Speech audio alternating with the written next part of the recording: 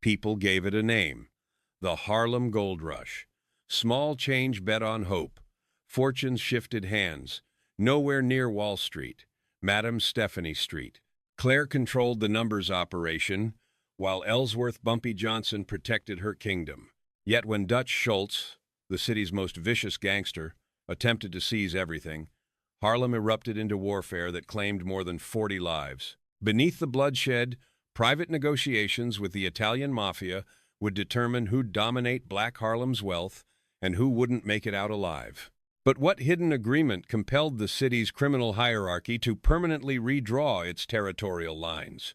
The story begins on Harlem's street corners, where far more than cash was at stake. Each morning across Harlem, numbers runners spread throughout packed streets, gathering slips from eager players. The system was straightforward. Choose a number with 3 digits, pay a penny, a nickel, perhaps $1, then wait for that day's final draw. Winning chances ranged anywhere from 5 to 1 up to 10 to 1, significantly better than state lotteries that would come decades afterward. Individual wagers stayed small, yet the massive volume meant policy operations processed thousands daily. Come nightfall, they'd announce the winning combination, typically derived from published horse racing totals or bank clearing figures, which made the game appear legitimate and fair. Winning payouts could transform pocket change into a full week's earnings, and champions received cash immediately, without any interrogation. The genuine wealth, however, belonged to those who ran the slips, the processing centers, and the betting flow. Throughout Harlem, controlling those slips translated directly to power: economic, social, and before long, violent. Stephanie Street Claire operated Harlem's numbers enterprise with the exactness of an experienced banker. Recognized as the policy queen, she maintained a disciplined network of collectors and writers, ensuring honest operations and balanced odds. Her standing for compensating winners and defending her workforce made her a neighborhood institution, simultaneously respected and immune to interference. Beside her stood Ellsworth Bumpy Johnson, whose reputation carried influence even before hostilities commenced. Johnson's mere presence deterred competitors and maintained order on the streets. He settled conflicts, upheld Claire's regulations, and ensured threats didn't persist. Combined, Street Claire's strategic mind and Johnson's enforcement created the foundation of Harlem's numbers empire. Their dominance guaranteed consistent employment for hundreds and survival for families reliant on this underground financial system. Any newcomer wanting to enter would need to confront them directly. Gunshots rang out along Harlem's narrow streets as the numbers' conflict erupted into visible carnage. Dutch Schultz's soldiers deployed in broad daylight, attacking runners and destroying policy locations that wouldn't submit to his demands. Harlem's numbers bosses, accustomed to discreet commerce, suddenly found themselves besieged. Schultz's muscle operated with tactical efficiency: drive-by assaults, abductions, and execution-style killings inside crowded apartment buildings. Accounts of corpses discovered in passages and staircases accumulated in police records from the 32nd and 33rd precincts. Numerous incidents disappeared into obscurity, either bought off or dismissed by compromised cops. Payback came swiftly. Bumpy Johnson, already notorious for his composure in crisis, organized reprisals from private rooms and billiard halls. His teams tracked Schultz's ground forces, responding with identical brutal effectiveness. Explosions, knife attacks, and close-quarter shootings turned into regular occurrences after dark. Johnson's signal couldn't be misunderstood. Harlem wouldn't relinquish its operations without a fight. This represented defiance. From 1931 through 1935, the brutality escalated to unprecedented levels in New York's criminal underworld. The New York-Amsterdam News documented the slaughter, running stories about killings and chaos along Lenox Avenue. Law enforcement and media records from that era consistently reference over 40 fatalities linked directly to the numbers conflict. These numbers derive from police homicide records and period crime reports, though the actual count might climb higher. Oral accounts from Harlem's elderly residents mention dozens more, their identities forgotten or concealed through bribes. Nevertheless, the 40-plus figure remains the most thoroughly documented calculation, noted in every credible history of this war. The human toll extended past those killed. Runners disappeared, loved ones grieved, and establishments closed permanently. Schultz's forces didn't just target the bosses, but went after their relatives, attempting to frighten Harlem into capitulation. Johnson's answer proved equally intimate, dispatching warnings to anyone aiding the invaders.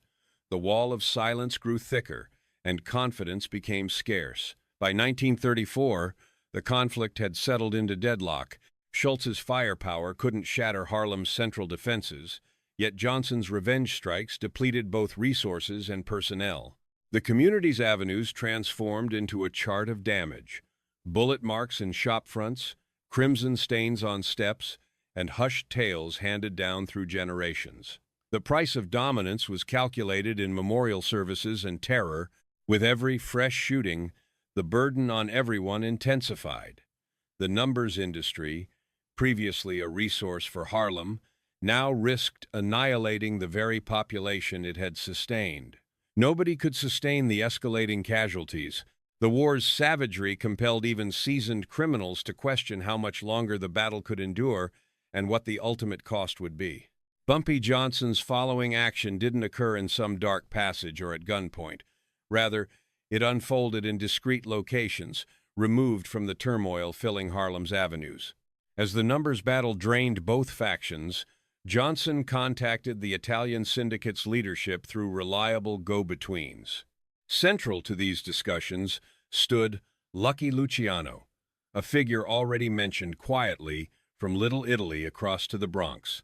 Luciano's renown for commerce over slaughter positioned him as the sensible alternative to Schultz's raw aggression. The reasoning behind these discussions was straightforward yet dangerous. Harlem's numbers game produced millions annually, but the violence rendered earnings uncertain and attracted problematic police attention. The Italians didn't require additional casualties. They required dependable income and inconspicuous authority. Johnson, on his end, aimed to preserve Harlem's businesses under black management, liberated from the relentless extortion Schultz had imposed. The challenge was whether an arrangement could emerge satisfying both parties without surrendering excessive ground. No documented agreement exists from these gatherings. The specifics survive through a combination of federal surveillance documentation, street rumors, and subsequent personal accounts. Some suggest Johnson proposed as minimal as 20% of Harlem's numbers revenue. Alternative claims put the payment closer to 40%. The reality, concealed within years of confidentiality, probably falls between these extremes. What remains undeniable is Johnson's insistence on independence in operations. He and his associates would manage the numbers, employ the runners, and handle distributions. The Italians would receive their percentage discreetly, without deploying their own enforcers beyond 110th Street. The understanding was never uncomplicated. Spoken testimonies vary regarding whether Johnson personally encountered Luciano or operated through shared connections. Certain versions describe meetings in Manhattan establishments. Alternative accounts indicate backroom conferences coordinated by lesser-known intermediaries. The FBI's records from the late 30s and early 40s acknowledge the revised structure in Harlem, but don't specify the precise conditions. What these files demonstrate is that following the arrangement, violence declined dramatically, and the numbers operation resumed normal function, with a fraction of revenues now traveling downtown to Italian leadership. For Johnson, this wasn't defeat. It represented strategic exchange, payment for stability, independence for continuation. The Italians secured reliable income and sidestepped the political danger of completely occupying Harlem. Schultz, meanwhile, grew progressively marginalized. With the Italian organization now supporting Johnson's framework, Schultz forfeited the final external assistance he possessed.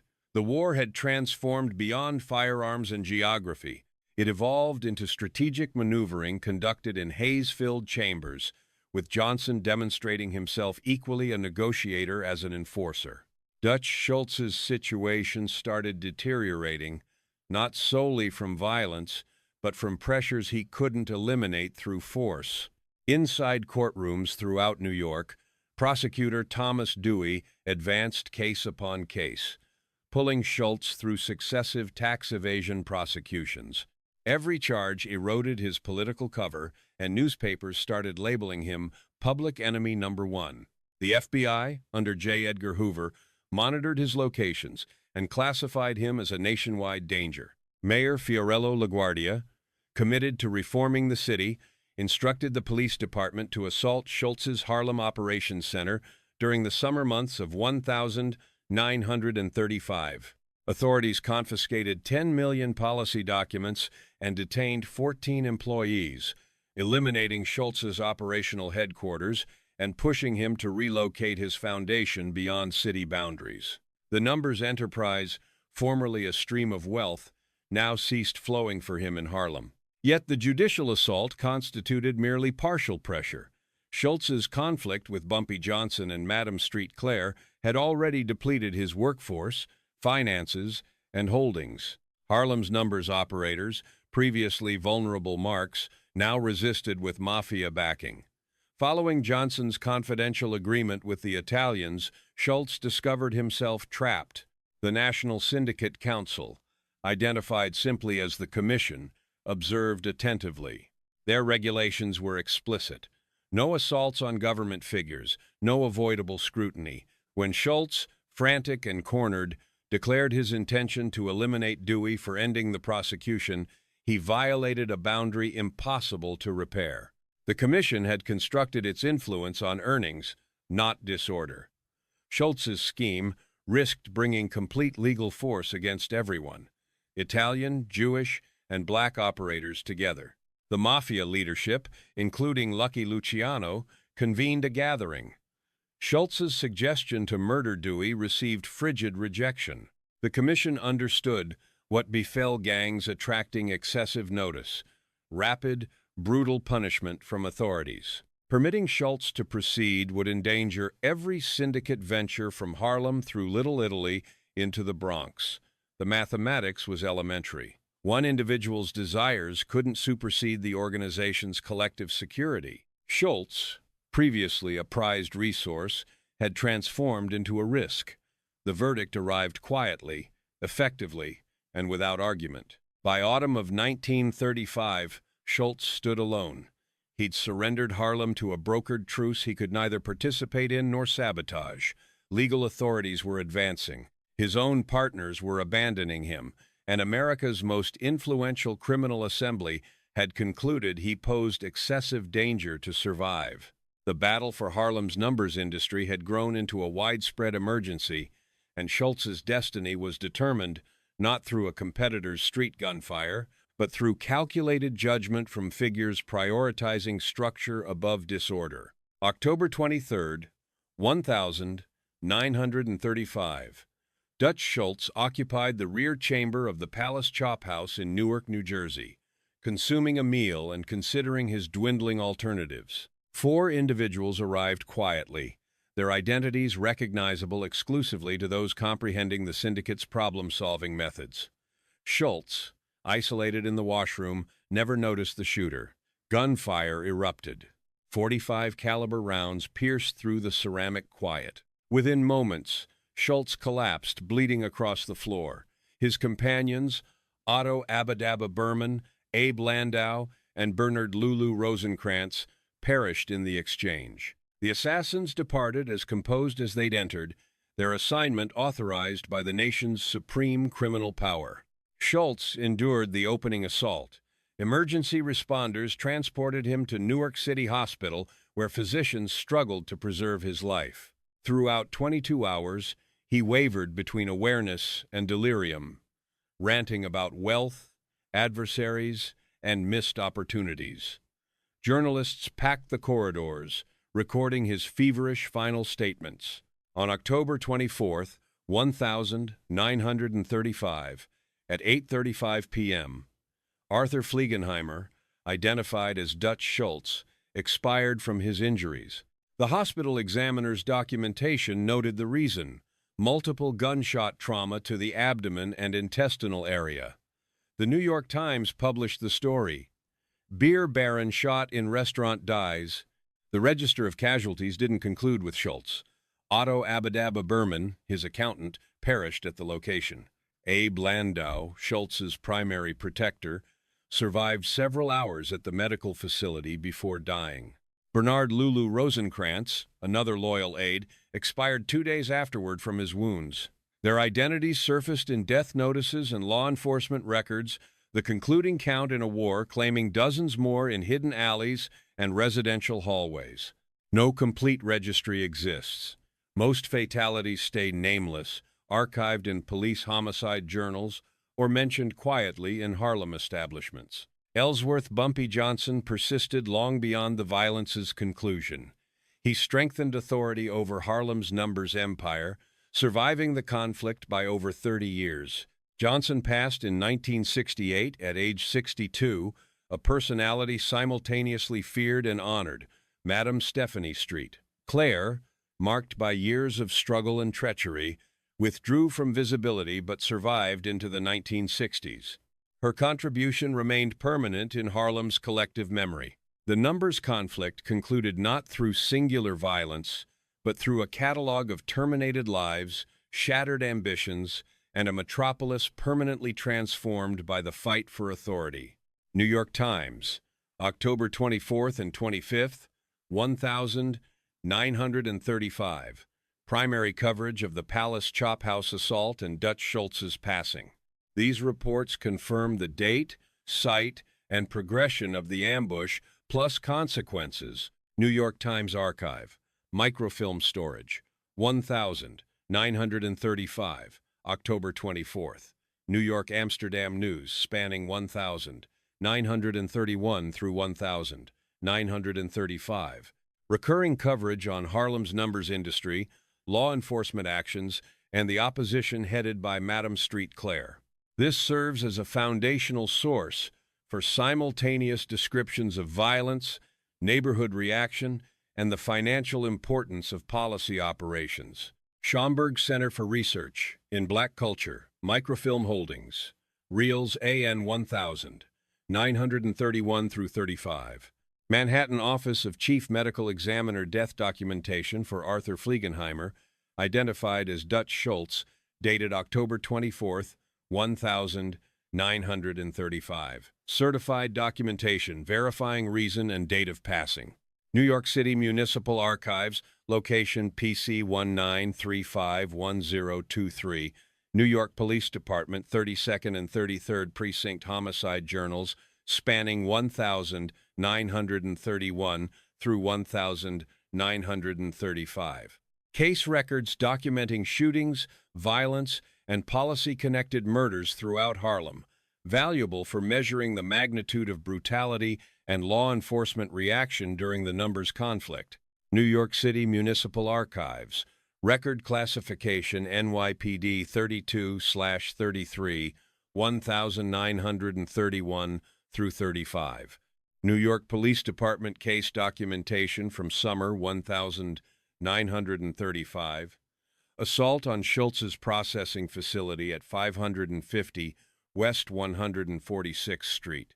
Contains particulars on confiscation of 10 million policy documents, $2,164 in currency, and 14 detentions. Archive reference identifier NYPD raid 1935, 550 West 146. FBI documentation on Dutch Schultz and Ellsworth Johnson spanning 1935 through 1940. Federal monitoring memoranda referencing Schultz's public enemy number 1 classification, Mafia commission discussions, and Bumpy Johnson's after-war position in Harlem. Freedom of Information Act disclosure, Schultz 45 and Johnson 12, FBI repository. Schomburg Center, Spoken History Archive, conversations with Harlem inhabitants and policy administrators, containing memories of Madame Street Claire's command and Bumpy Johnson's discussions. Sound recordings and imagery, Collection 067. Photograph Archive Identifier 1234. Spoken History Resources preserve recollection and community viewpoint. Manhattan District Attorney's Office charging documentation spanning 1932 through 1935. Legal files on policy-connected prosecutions, incorporating witness statements on tribute requirements and administrator detentions. New York State Division of Criminal Justice Services, documents DA 1932 through 35. Policy charging documentation reveals legal reaction to the numbers conflict. Where evidence is fragmentary or relies on spoken tradition, disputed assertions are identified for additional confirmation. Particular victim inventories, discussion conditions, and internal Mafia communications stay missing from accessible collections. Every referenced resource is obtainable for community examination at the designated locations. Harlem's hidden lottery generated wealth and established influence boundaries that resonate presently. The unstable agreements created in private spaces established frameworks for organized crime's penetration into black neighborhoods across the nation.